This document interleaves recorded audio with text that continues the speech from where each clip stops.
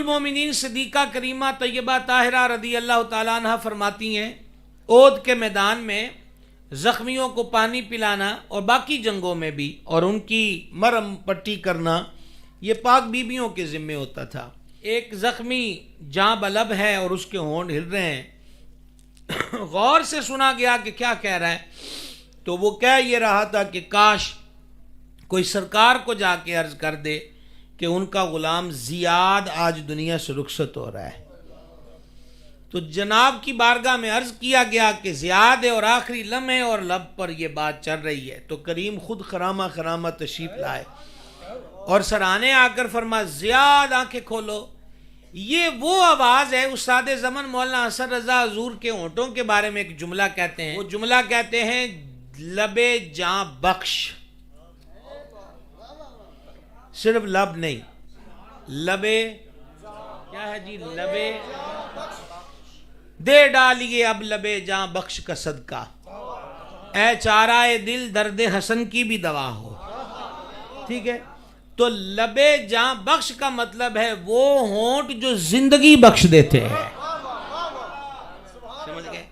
اور پھر اعلیٰ حضرت تو اعلیٰ حضرت ہیں. اعلیٰ حضرت یوں کہتے ہیں کہ جس کی تسکین سے روتے ہوئے ہنس پڑیں, جس کی تسکین سے روتے ہوئے ہنس پڑیں, اس تبسم کی عادت پہ لاکھوں سلام. تو یہ ہونٹوں کا کمال ہے. بہرحال یہ مبارک آواز جو کانوں میں آئی ہے تو یوں کہہ لیجئے کہ ایک ایک زخم پہ مرہم کا کام ہو گیا.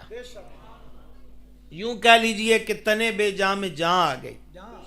حضرت زیاد نے آنکھیں کھولی اور کریم کے مسکراتے ہوئے مبارک چہرے کا دیدار کا شرف پایا. فرما زیاد کوئی تمنا ہو تو کہو, آخری وقت ہوں اور وہ ہوں کہ جو یہ فرماتے ہیں صحیح بخاری, اللہ دیتا ہے میں تقسیم کرتا ہوں.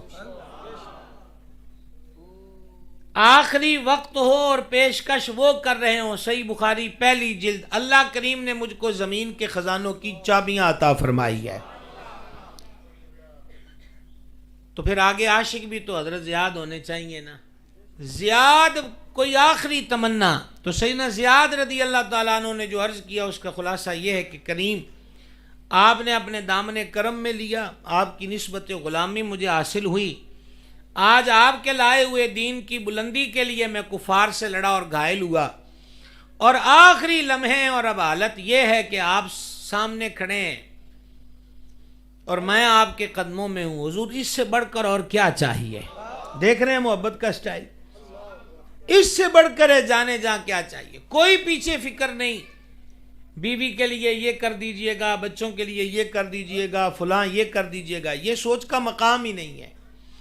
اور پھر جتنی وجود میں طاقت تھی وہ سیدنا زیاد نے جمع کی, ایک جست لگائی جس کو کہتے جمپ کرنا, اور تھوڑا سا آگے بڑھ کر اپنا سر حضور کے گورے گورے قدموں پہ رکھ دیا. آپ ذرا معراج دیکھیے غلاموں کی اور عاشقوں کی, اور سر جانے عالم کے قدموں میں رکھ کے کہا رب کعبہ کی قسم میں کامیاب ہو گیا.